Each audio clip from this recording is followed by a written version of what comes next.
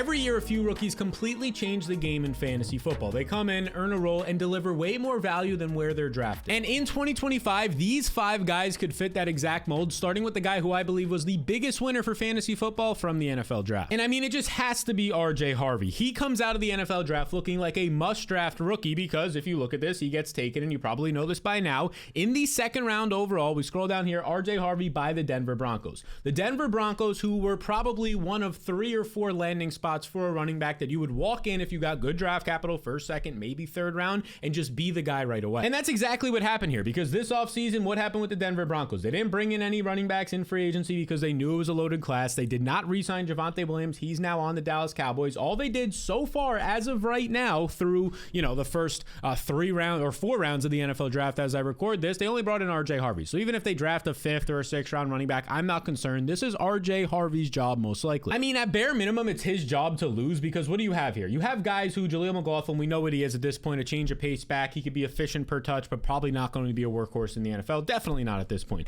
And then you have Audric Estime, who they drafted last year, a 5th round pick, so he doesn't have the draft capital compared to one RJ Harvey. He struggled a lot as a rookie, fumbling, missing holes. He had maybe like a game here or there where a couple of carries looked good, but it was because of everybody else for the Broncos was just so bad that if he had a 5 or 6 yard run, it was like, oh, this guy can do something. So that's where you can enter RJ Harvey. He gets the 2nd round draft capital. He's 5'8". He's 205 pounds, and he's built like a tank. At his pro day, he goes out there and runs a 4.4 40 time. So we know that he has speed as well to go along with the elite burst that we saw at the combine, 88th percentile burst. And honestly, if you just watch his tape, we kind of covered this during some of our pre-draft videos. You saw some of the tape that we showed in those videos. I mean, the guy, he just has elite quickness, whether it's lateral or vertical speed and just burst and acceleration, it's all there. And he's not just fast, he's very slippery. He is probably arguably one of the best, right up there with like an Ashton Jeanty in this class, make you miss running backs in the 2025 draft class. And as you can see right here, he was productive in college. He had back-to-back years of 1,400 rushing yards. He was very strong from that standpoint, found the end zone a lot, averaged over 20 catches per year.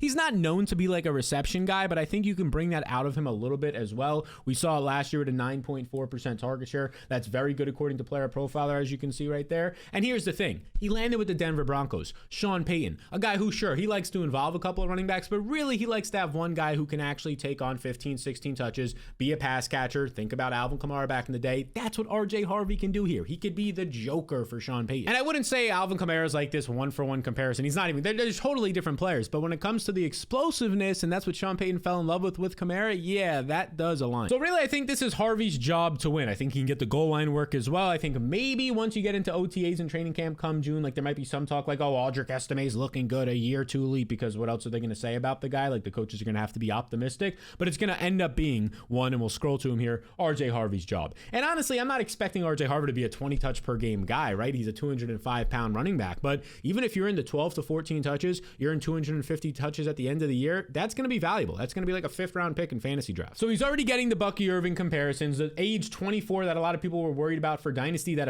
immediately like evaporates since you get the 2nd round capital, probably walking in right away behind a solid offensive line, an improved offense, a trending quarterback in Bo Nix. All of this looks really good, and honestly, in all formats now, Dynasty, Superflex, redraft, whatever it is, keeper leagues, like he's a must-draft running back in 2025. And let's stick on that theme of some of these like must-draft or really good running backs that could break fantasy football amongst rookies, and that's going to be Omarion Hampton, who the Chargers made a statement taking this guy because they spend a 1st round pick on Omarion Hampton after signing Najee Harris to one of the biggest veteran running back deals in the free agency market. They signed Najee Harris. It was only a 1-year deal, first reported at about $7 million.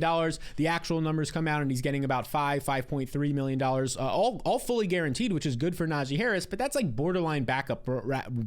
Spit it out, Seth. Some YouTubers would have just cut that little blurb, but we're going to keep it in there for you because I'm not perfect, right? But at the end of the day, Najee Harris, $5.3 million. These days with the cap increasing, that's kind of backup, borderline backup money. Back to the man of the hour here, the 1st round running back pick, one of only 2 running backs to go in the 1st round this year, Omarion Hampton. He's 6 foot, 221 pounds, so we love that. He also has all the athletic testing there, which kind of surprised some people at the combine. 4.46 speed is 94th percentile, 91st percentile burst, which just basically tells you the guy has explosiveness, he could jump, he has speed, but not only that, he was productive. Like he basically checks every single box. You kind of know this if you followed the pre-draft process. Back-to-back years of over 1,500 rushing yards. Finished it off in 2024 with over 1,600 rushing yards, a brand new offense and a quarterback going there with Drake May gone at UNC, and then he adds in 38 catches, 373 yards. He totals over 2,000 total yards at age 21, shows he could be a pass catcher as well. I mean, everything is there for Omarion Hampton. And honestly, the fit in LA with Jim Harbaugh, Greg Roman, like we saw this team throw a little bit more than usual last year because they were kind of forced into that. Their interior of the offensive line was a little bit concerning as well, so they couldn't run as much as they wanted to. But if they indeed get that offensive line improved, and they still have a lot of good pieces on their offensive line. You think about Joe Alt and Rashawn Slater. I mean, those are obviously very cornerstone pieces on the outside. If they can improve their interior offensive line this year, we could see things trending up for the overall offense, but especially the running game. And now you drop in 2 new running backs with Najee Harris, a proven guy who can be durable and be out there every single game,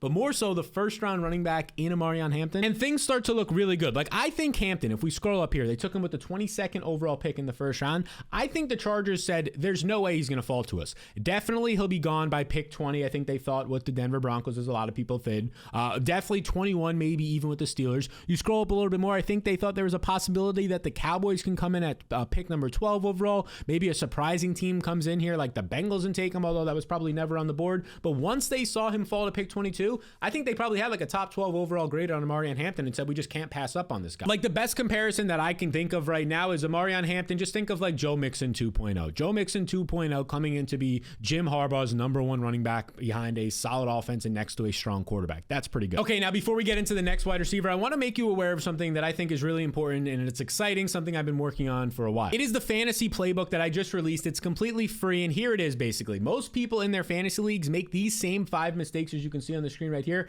every single year. So I wanted to put together a little bit of a course and an asset totally free for all of you to help you avoid the mistakes that probably you and all of your league mates have been making the past couple of years. This thing took me over like 20 to 25 hours of writing to put together. I want to make sure it was really actionable and actually helpful and worth your time. It's completely free. The link in the description below if you want to check it out. It's startwinningfantasyfootball.com if you just want to type that in, or the QR code is on the screen. Again, it's completely free, a 5-day email course to help you avoid the biggest mistakes that my past 7 years of doing this full time and 20 years or really 15 years of playing fantasy football. I want you to make sure you avoid those mistakes. So again, you can check it out with the link in the description below. You just enter your email right there. It's completely free on startwinningfantasyfootball.com today. And again, the QR code was also on the screen before and right now. Now let's get back into the beautiful video. The next player we got to talk about is Matthew Golden, because this one shocked a lot of people. The Packers had not drafted a first-round wide receiver since 2002, I believe Javon Walker. So when they took Matthew Golden, it said a lot about how they viewed this guy. Now, maybe since it was in Green Bay, all the fans were there and they just wanted to give the fans something really good to cheer about, not some edge defender that maybe they could have taken or a cornerback. They said, let's go wide receiver and erupt this place, and it worked. But also the Green Bay Packers, they love their athletic testing, and they got the guy who ran the fastest 40 time, one of the fastest 40 times ever, the fastest at this year's NFL Combine, a 4.29 40 time for Matthew Golden.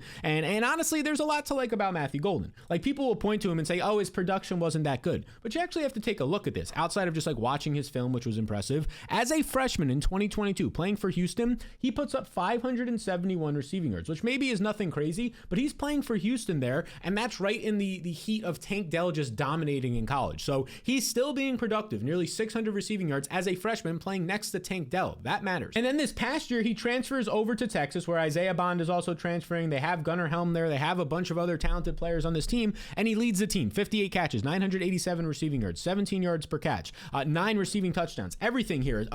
He's contributing on special teams. He's the go-to guy down the stretch in the playoffs. He's dominating. He's looking good out there. He's winning on the outside in the clutch, like the playoffs against Arizona State for one Quinn Ewers in Texas. And that's what the guy does. He wins vertically, he wins after the catch, and he has very good, maybe even, dare I say, elite tempo pacing to his routes. And he's going to give the Packers something that they just haven't consistently had, somebody who can stretch the field. Like, sure, Christian Watson has been supposed to be that guy, but basically every single year of his career, he's dealt with a bunch of injuries. He's going to start this year injured, might not even be back until midseason, might not be 100% until the final month of the season in 2025. And then when you look at the rest of this wide receiver room, yeah, sure, there's some talented guys here. Like, I think Jaden Reed is very talented. Romeo Doubs is in the final year of his deal, just 25 years old. He's kind of their ex-outside receiver. He's probably somebody they could re-sign for cheap if they wanted to. So I think he's stable. Jaden Reed's obviously good, but Wicks has been inconsistent. We just talked about the injuries to Christian Watson. I think an outside field stretcher, and especially when you spend a first-round pick on him, is what this team needs. They were really condensed last year on offense.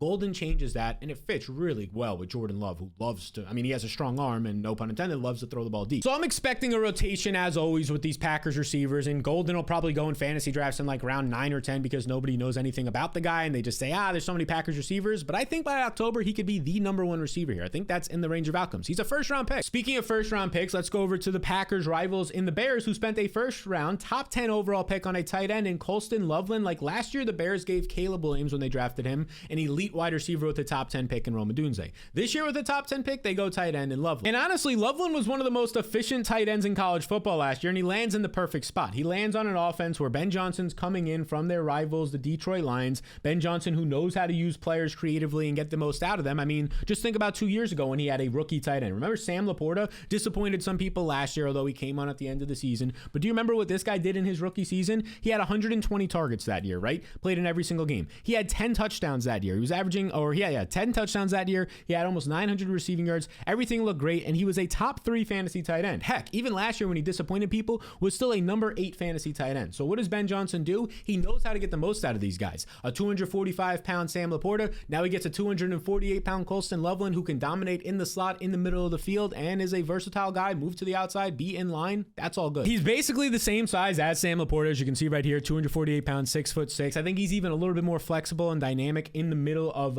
or just in space. Laporta's probably has better top end speed, but the speed here, 71st percentile, still very strong for Colston Loveland here. And here's the thing about Colston Loveland. Like, this is a guy who's just going to give you mismatches. Whether it's on third downs when you have to worry about DJ Moore, you have to worry about Rome Odunze, even now Luther Burden when he's on the field for this team. Third downs are in the red zone, you're getting a mismatch with Loveland. And it's not often we see tight ends get top 10 draft capital, let alone going to a spot where there's an established quarterback, an upgraded offensive line this offseason, and a very strong, if not the most highly talented, or I should say sought out play caller in Ben Johnson. Now, I'm not going to go out there and say Colston Loveland is like the next Brock Bowers, right? But if you missed out on Brock Bowers last year, and let's just say round 10 to 12 of fantasy drafts, and that's where Loveland probably slides in this year, round 10 to 12, make sure you don't miss out on this type of athlete, again, at the tight end position, who has major upside and could break fantasy. In terms of athletes who could break fantasy, let's continue with the wide receiver position in Tet McMillan, a top 10 pick. Like, Bryce Young needed help, and he just got it, because I believe that Tet McMillan is by far the most NFL-ready wide receiver in this draft, and definitely the most NFL-ready X receiver, that outside receiver who can just be the guy. And there's a lot to like about McMillan. 6'4", 219 pounds. He checks the size of like your prototypical X receiver in the NFL, just has the size. He goes to his pro day. People are like, why isn't he running the 40 time? At the pro day, he runs a 4.58, which for his size is great. 81st percentile. I mean, maybe not elite, but it's better than what most people expected. And then you go and you see the production was there as well. Like, he's just checking every box. The film also looks good. We'll get into that. Past 2 years, over 1,300 receiving yards each year, a 28% and 31% target share. And where he won was both in the slot, which is he looked really good. And I think that could be a major factor this year when he's going to Carolina with Dave Canales, who used to have Chris Godwin. Like, is this going to be the Chris Godwin 2.0 for Dave Canales? That would be awesome for McMillan. But this is a guy with a massive catch radius, fluid hips. He's an elite ball tracker. He can dominate zone coverage, especially out of the slot, like we mentioned. And now he's going to the Panthers, where there's not a ton of competition. Like, I'm sorry, but I'm just not going to be concerned with a 35-year-old. He turns 35 in August, Adam Thielen. Xavier Legette, who they traded up for to take in the first round last year, and I would say he's very far from a complete prospect, nowhere near a Tet McMillan in terms of the prospect coming out. Jalen Colker's a nice depth piece. I don't have anything bad to say about him. I think he could develop, but not be some guy who's going to go out there and earn a 25% target share like a McMillan could. I think McMillan easily is set up to lead all rookie wide receivers in targets this year, and definitely the Panthers in targets. Because let's just be honest, like, a lot of these rookie landing spots weren't all that great. McMillan obviously gets the draft capital, but Abuka's not going to lead the rookies in targets. Matthew Golden probably not going to lead rookies in targets based on his play style. Definitely not Jaden Higgins playing next to Nico Collins. Luther Burden playing next to DJ Moore and Rome Odunze. You keep scrolling here. I like Trey Harris's landing spot. I like Jack Bech's landing spot. I like Kyle Williams' landing spot, but they're all going to be at best the number 2 receiver on their team to start and probably for most of the year. So yeah, I think it's honestly not that bold of a thing to say he's going to lead all the rookie wide receivers, but let's just say all rookies. We'll even throw in those tight ends. I think by a landslide, it's going to be Tet McMillan. I think he's probably somebody that's going to be going too late in drafts, 6th, 7th, 8th, 9th round of fantasy drafts, and you can get a steal there. So these are the 5 rookies that I think could break fantasy. And obviously there's other names that are sleepers, maybe don't have as good of a chance, but still have that upside. And we'll talk about them in future videos. Like the video that's going to come out on Thursday. I said like videos, like I don't even know what that was, but like the video that's going to be coming out this Thursday, it'll pop up here once it's out. It'll be talking about how a lot of people are drafting the wrong rookies early on in their rookie, dynasty, and even best ball drafts. But instead, I'll be pointing to some of the guys you should take instead. So be sure to check that out as the video is popping up here. And also be sure to get that free 5-day email course to make sure you're avoiding the biggest mistakes that people make. It's the reason why you're finishing in 6th or even 2nd and 3rd and not 1st in your fantasy league. Make sure that you read that so you can actually beat your league mates this year. QR code on the screen. Startwinningfantasyfootball.com today. It's completely free to sign up and go get that email course.